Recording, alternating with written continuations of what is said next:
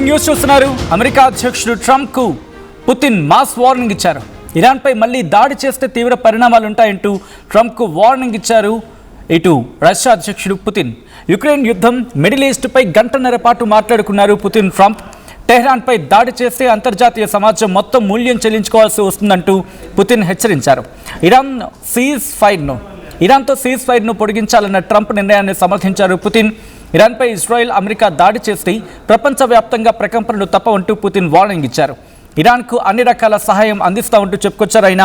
కాల్పుల విరమణ, దాంతోపాటు పచ్పద్రా రిఫైనరీ అగ్ని ప్రమాదం లాంటివి ఏప్రిల్ గురించి మాట్లాడుకునే సందర్భంలో ఈ పరిణామాలన్నిటి గురించి కూడా రష్యా అధ్యక్షుడు పుతిన్ అలాగే అమెరికా అధ్యక్షుడు ట్రంప్ వీళ్ళిద్దరూ మాట్లాడుకున్నారు. వీటితో పాటు అనేక అంశాలు డిస్కషన్కి వచ్చాయనేది వినిపిస్తున్నమాట.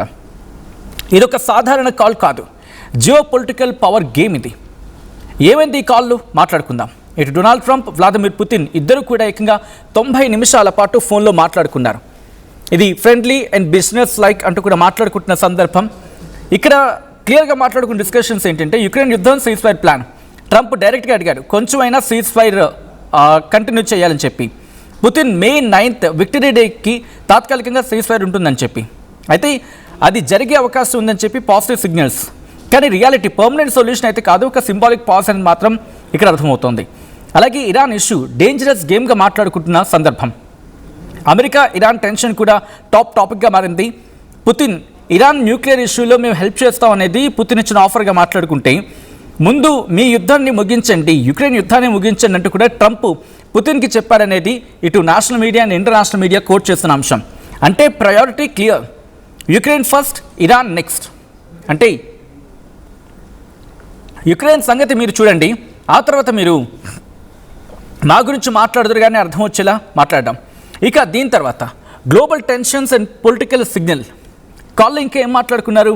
మిడిల్ ఈస్ట్ కండిషన్స్ గురించి, అమెరికా రష్యా సంబంధాల గురించి, ట్రంప్పై జరిగిన దాడి గురించి, రీసెంట్గా ట్రంప్పై జరిగిన దాడి గురించి కూడా ఈ ఫోన్ కాల్లో కాన్వర్జేషన్కి వచ్చిందనేది వినిపించే మాట.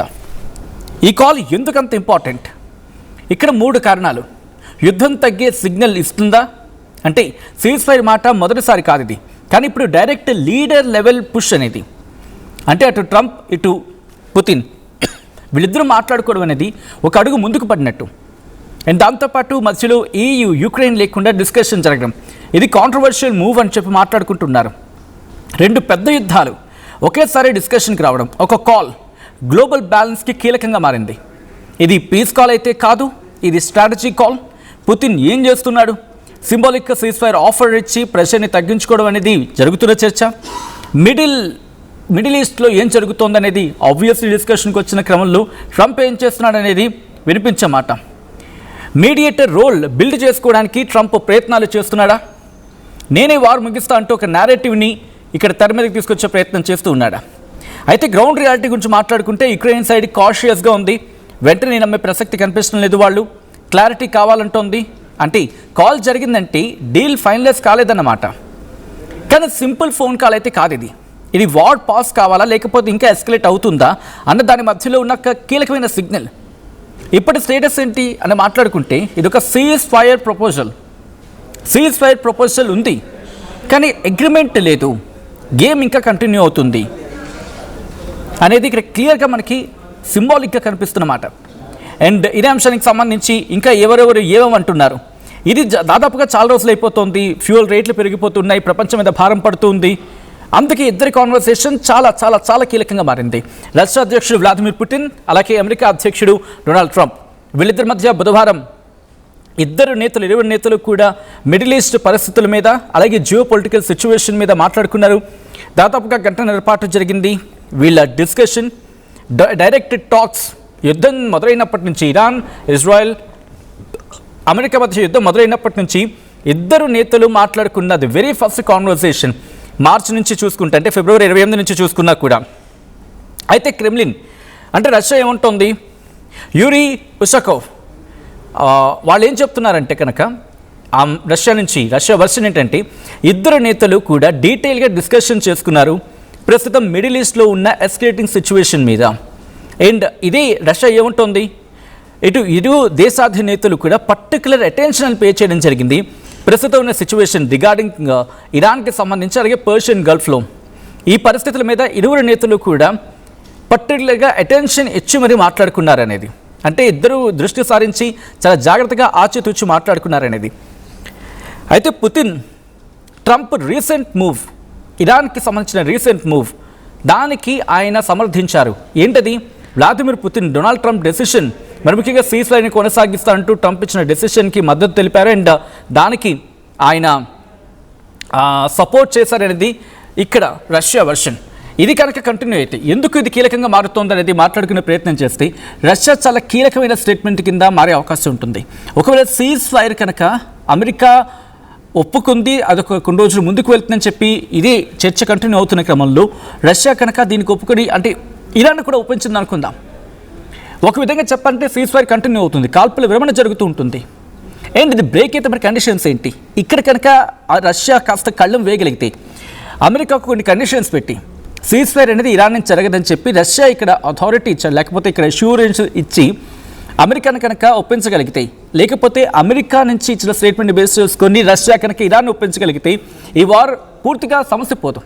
కానీ ఆ పీఠముడి వీడే అవకాశం ఉంటుంది. బట్ ఆ పీఠముడి ఎక్కడుంది? వెళ్ళి హార్మూజ్ జలసంధిలో ఉంది. మరి హార్మూజ్ జలసంధిని ఇరాన్ ఆల్రెడీ ఒప్పుకుంది, బట్ ట్రంప్ ఒప్పుకోకపోవడం కారణంగానే అక్కడ పీఠముడి ఉంది. మరి రష్యా దానికి సహకరిస్తుందా? ఇక్కడ దీని గురించే ప్రస్తుతం ఆ స్టెబిలిటీ కావచ్చు, లేకపోతే సిచ్యువేషన్ ఆ ఫ్రీజ్ అయింది అనుకోవడానికి బలంగా మాట వినిపిస్తున్న సందర్భం. కంటిన్యూ చేస్తే ఇక్కడ ఇంకా పుతిన్ వార్నింగ్ ఇస్తూ ఉన్నారు తన యుఎస్ కౌంటర్ పార్ట్కి. ఎందుకంటే డ్యామేజింగ్ కాన్సిక్వెన్సెస్, మీరు కనుక కొత్తగా మళ్ళీ ఇరాన్ మీద మిలిటరీ యాక్షన్ దిగితే, ఇది నేనంటున్న మాట కాదు, టైమ్ ఆఫ్ ఇజ్రాయెల్ చెప్పుకొస్తోంది. టైమ్స్ ఆఫ్ ఇజ్రాయెల్ ఏముంటుంది, ఒక న్యూ మిలిటరీ యాక్షన్ కనుక ఇరాన్లో మీరు దించితే ఒక డ్యామేజింగ్ కాన్సిక్వెన్సెస్ని ఫేస్ చేయాల్సి ఉంటుంది అనేది ఒక వార్నింగ్ ఇచ్చాడు ఏకంగా ట్రంప్కి. మీరు కనుక కొత్తగా బలగాలను దింపితే అక్కడ మీరు చాలా విపరీతమైన డ్యామేజింగ్ కాన్సిక్వెన్సెస్ని ఎదుర్కోవాల్సి ఉంటుందని చెప్పి వార్నింగ్ ఇస్తున్నాడు. ఇంకా ఏమంటున్నాడు Putin? Inevitable and extremely damaging consequences కేవలం ఇరాన్కి మాత్రమే కాదు, ఇరాన్ పొరుగున్న దేశాల మీద కూడా ప్రభావం ఉంటుంది. అండ్ ఎంటైర్ ఇంటర్నేషనల్ కమ్యూనిటీకి కూడా దీని ప్రభావం చూడాల్సి ఉంటుంది అనేది ఇక్కడ ట్రంప్కి రష్యా అధ్యక్షుడు పుతిన్ ఇచ్చిన వార్నింగ్. అండర్లైన్గా మాట్లాడుకుంటే యుఎస్ అండ్ ఇజ్రాయెల్ మిలిటరీ యాక్షన్ని రిజార్ట్ చేయాలి. ఇంకొకసారి యుఎస్ అండ్ అమెరికా కలిపి ఆలోచించుకొని అక్కడి నుంచి విరమించుకునే ప్రయత్నం చేయండి. లేకపోతే ఇది కేవలం అక్కడికి కాదు, యావత్ ప్రపంచానికి ఇది పెను ప్రమాదంగా మారే అవకాశం ఉంటుంది. బియాండ్ మిడిల్ ఈస్ట్తో పాటు రష్యా యుక్రెయిన్ కాన్ఫ్లిక్ట్ గురించి మాట్లాడుకోవడం జరిగింది. And Russia victory day celebrations ఉన్నాయి. Russia victory day celebrations May 9th ఉన్నాయి. అండ్ వరల్డ్ వార్ 2 ముగింపు సందర్భంగా యానివర్సరీని పురస్కరించుకొని May 9th victory day celebrations ఉన్నాయి రష్యాలో. అక్కడ ఆ రోజుకి సంబంధించి టెంపరీగా సీజ్ ఫైర్ అయితే మాత్రం ఉంటుంది, కాల్పుల విరమణ ఉంటుంది యుక్రెయిన్లో అనేది రష్యా అధ్యక్షుడు పుతిన్ అమెరికా అధ్యక్షుడు ట్రంప్కు చెప్పుకొచ్చాడు. అండ్ అది ఇక్కడ మాట్లాడుకోవడం జరుగుతుంది. రష్యా లీడర్ పుతిన్ ఏమంటున్నారు? ఈ కమమరేషన్స్ కావచ్చు, అంటే ఒక విధంగా చెప్పాలంటే ప్రస్తుతం జరుగుతున్న పరిణామాల దృష్ట్యా యుక్రెయిన్లో అయితే మాత్రం తాత్కాలికంగా కాల్పుల విరమణ ఉంటుంది. బట్ మీ పరిస్థితి ఏంటి అని చెప్పి మాట్లాడుకుంటే, అంటే ట్రంప్ని ప్రశ్నించినప్పుడు మీరు ముందు మీ యుక్రెయిన్ సంగతి చూసుకోండి, అప్పుడు ఇరాన్ గురించి మాట్లాడదామని ట్రంప్ చెప్పిన వర్షన్గా. కానీ ఇద్దరు మాట్లాడుకోవడం ఇది ఎలా చూడాలి?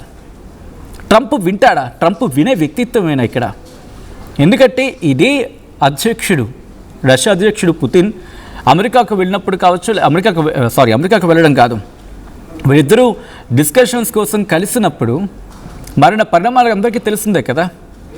అమెరికా అధ్యక్షుడు ట్రంప్ అలాగే రష్యా అధ్యక్షుడు పుతిన్ వీళ్ళిద్దరూ కలుసుకున్న సందర్భంలో ఎంత హెల్దీగా కనిపించిందో వాతావరణం. బట్ ఆ తర్వాత మారిపోయే పరిణామాలు.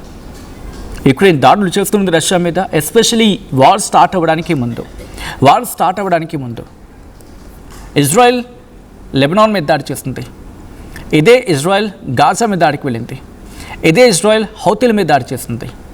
అండ్ 4 వైపులా బ్లాక్ చేసే ప్రయత్నం చేస్తుంది, ఎంగేజ్ చేసే ప్రయత్నం చేస్తుంది ఇరాన్కి సపోర్ట్గా ఉన్నవాళ్ళు. ఇరాన్కి సపోర్ట్గా ఉన్న నేషన్స్ కావచ్చు, లేకపోతే అక్కడ ఉన్న రెబల్ గ్రూప్స్, వీళ్ళని ప్రాక్సీస్ని. సో బట్ ఎక్కడిది క్లిక్ కాలేదు, అది ఇంకా బెరిసి కొట్టింది. అండ్ ఇప్పుడు ఇదే సినారియో గురించి మాట్లాడుకుంటూ ఉంది. పుతిన్ ఎంత వార్నింగ్ ఇస్తున్నా ట్రంప్ వినే వ్యక్తిత్వమైన ట్రంప్ వింటాడా అనేది, పుతిన్కు ట్రంప్ భయపడుతున్నాడా ఏంటి? ఇప్పుడు పుతిన్ వార్నింగ్ ఇచ్చిన తర్వాత ట్రంప్ దిగుతాడా? ఎందుకంటే ఇక్కడ సాధారణంగా చూస్తూ ఉంటారు, రష్యా అధ్యక్షుడు పుతిన్ చాలా సాఫ్ట్గా వెళ్తూ ఉంటాడు. ఒక వార్నింగ్ ఇస్తాడు, వార్నింగ్ ఇచ్చిన తర్వాత వినకపోతే పరిస్థితులు మారిపోతుంటాయి, తన క్యాలిక్యులేషన్ తను వెళ్ళిపోతూ ఉంటాడు. ట్రంప్ లాగా ఏది చెప్పి చేయడు, ట్రంప్ లాగా ఏదో మేకపోతు గాంభీర్యం ప్రదర్శించడు. అన్నాడా చేస్తాడంతే, చేస్తాడా ఆ మాటకు నిలబడతాడంటే, ఆ మాటకు నిలబడి ఉంటాడు అంతే, అది వినిపించే మాట. కాబట్టి ఇప్పుడు ట్రంప్ని పుతిని పోల్చడానికి చాలా ఫరక్ ఉంటుంది. ఇది అంటూ ఉంటారు కదా, ఆస్మాన్ ఫరక్ అని చెప్పి. కాబట్టి వీళ్ళిద్దరూ ఇద్దరే అలా చెప్పి ఇద్దరిని కూడా తీసి పారేయలేము. ఒకరు అమెరికా అధ్యక్షుడు, ఇంకొకరు రష్యా అధ్యక్షుడు. సో వీళ్ళిద్దరూ మాట్లాడుకున్న సందర్భం మీరు ఎలా చూస్తారు? ఇది కొలుక్కొచ్చే అవకాశమా, లేకపోతే ఒక సందిగ్ధత ఇంకా కంటిన్యూ అయ్యే అవకాశం ఉందనుకుంటున్నారా? లేకపోతే పుతిన్ కాల్ చేసి మాట్లాడుతున్న క్రమంలో యుక్రెయిన్ అంశం తీసుకొచ్చాడు కాబట్టి ట్రంప్ దాని మీద గుర్రుగా ఉంటాడా? లేకపోతే ఇరాన్ గురించి ప్రస్తావించినప్పుడు నువ్వు ముందు యుక్రెయిన్ గురించి చూసుకొని చెప్పి ట్రంప్ అన్నాడు కాబట్టి ఇక్కడ పుతిన్ కాస్త కోపం వ్యక్తం చేసే అవకాశం ఉందా? ట్రంప్ అక్కడ ఆగ్రహం వ్యక్తం అవుతాడా ఇరాన్ గురించి ప్రస్తావన వచ్చినప్పుడు? ఒక ఆసక్తికర పరిణామం. మొత్తంగా ఏం జరిగే అవకాశం ఉంది, మీరేమనుకుంటున్నారు? కామెంట్ చేసే ప్రయత్నం చేయండి.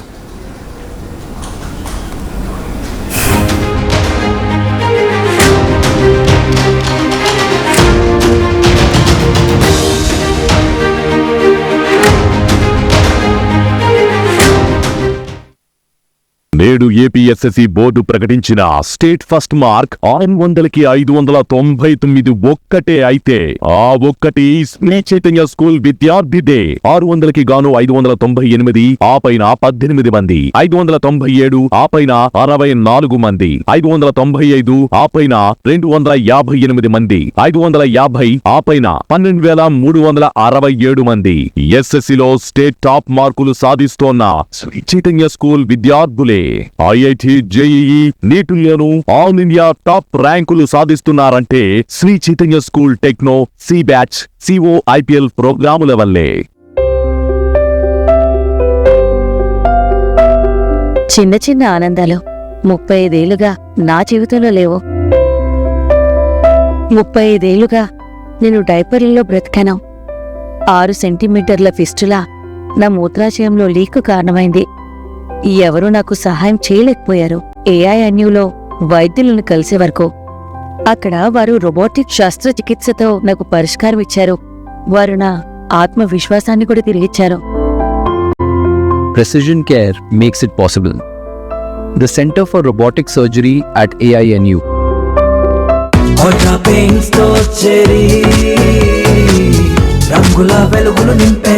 ఇప్పుడు మీ ఇంటికి కొత్త రంగుల కళ అల్ట్రా పెయింట్స్.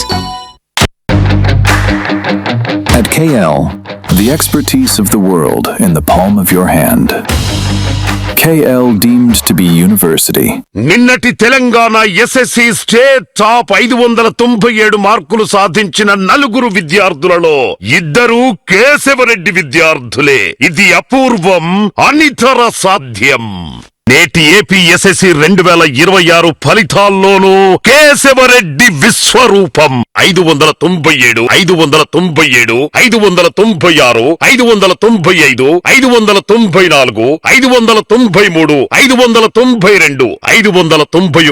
590. ఇలాంటి టాప్ మార్కులన్నీ క్లీన్ స్వీప్. అందుకే టీఎస్ఎస్ఎస్సి అయినా ఏపీఎస్ఎస్సి అయినా ఎందులోనైనా సరే ఎవరైనా కేశవరెడ్డి తర్వాతే.